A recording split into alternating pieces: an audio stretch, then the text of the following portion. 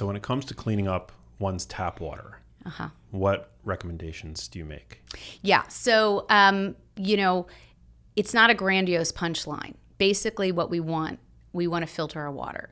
Now, I applaud any person who filters their water with anything they've got, because at least they're conscious of it, they're thinking about it, and they understand that there's at least a problem that they're trying to fix. The question is, can we all do it better? And that took a lot of time to figure out.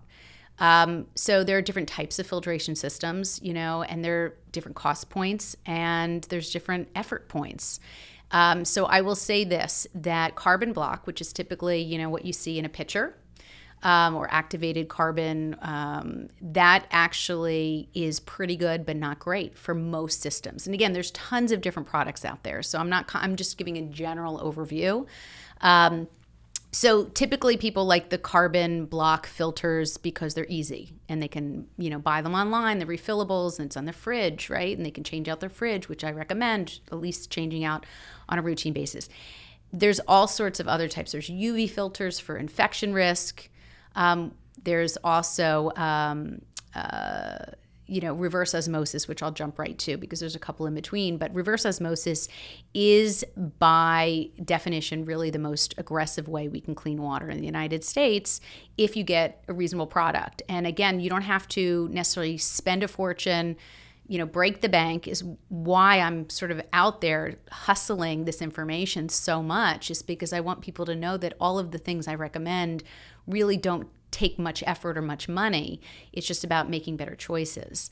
So reverse osmosis by definition is really the material is so tightly woven that the pore size is so incredibly small that it really filters out by size, of particles. So even though we have minerals in water and we have chemicals in water, it's going to take out everything because it doesn't know a good thing from a bad thing. But I say to people who ask me about dead water or is the water not good for you, we don't get our nutritional intake from water. Water is not the source for nutrition, generally speaking, and it really has never been. What we should do is have, filtered water or reverse osmosis water with the big, great, organic, clean salad, bowl of fruit, or whatever you choose to eat. But nutrition shouldn't be the primary goal from water. It should be hydration and it should be cleanliness. Is there any concern that by removing the minerals from water, it's any less hydrating than water would be with its, the minerals that you would otherwise naturally find there? How do you measure hydration in terms of feeling hydrated? I mean, I've had reverse osmosis for over a decade and I've never... maybe I'm sluggish, but I don't think it's from my water. It might be from my life, my teenagers. But the idea that, there's just so much we can chip away at. And when we get too, I think, into the weeds with some of the details, I think it also can stress us out. So I try to just kind of, it's a great question. We all want to feel good, right? But I'm not sure if the hydration is something you can tease out. I will tell you this. So my father being a kidney specialist, 85 years old, still practicing and managing dialysis, he helped bring dialysis in the 70s. It's kind of hard to believe that we just had sort of synthetic or fake kidneys since the 70s. Otherwise, people just died, right? We have dialysis, right? So he was one of the people who brought that to New Jersey when the technology was available to the masses. And at that time, it was federally regulated to have reverse osmosis water for dialysis patients. Federally regulated. And to this day, it's still federally regulated. And what's so interesting about that, to me, is that it was first designed to really keep out single-celled organisms like viruses and bacteria to prevent these immune-compromised dialysis patients from getting major infections and sick and die, perhaps. So what they didn't know at that time, the 70s, is that they were also basically going to be keeping out thousands of toxic chemicals that were either designed at that time or certainly were moving down the pike.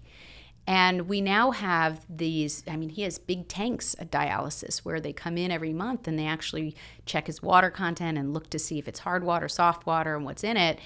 We, as consumers, can now get an RO filter for somewhere like $275 under our kitchen sink with maybe $150 in New Jersey for a plumber for 1 hour to put it in.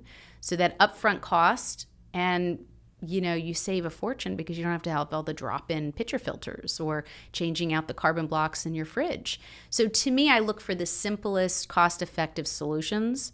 And it turns out that these have come down in price because there's so much competition on the market. So to me, that's a solution. I think that's a solid solution, even for people who are, thinking about getting whole house filters. You can actually save a couple, maybe $6,000 from doing that by just focusing on water you drink, water you cook with, and perhaps even putting a shower head with a carbon block, which are $20. And so there you go. I mean, who needs to drink the shower water? Right? Yeah.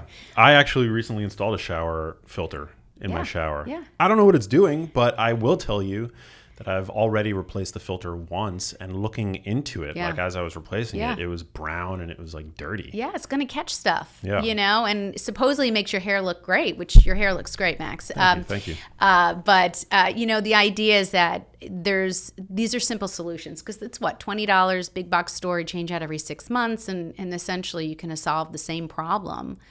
Instead of spending all those thousands of dollars on other things like, USDA organic food, which we know has incredible value in this country, buying chemical, beauty products, cleaning products that have few to none, ingredients that are harmful. So there's better things we can do with our money. Hey, if you liked that video, you need to check out this one here, and I'll see you there.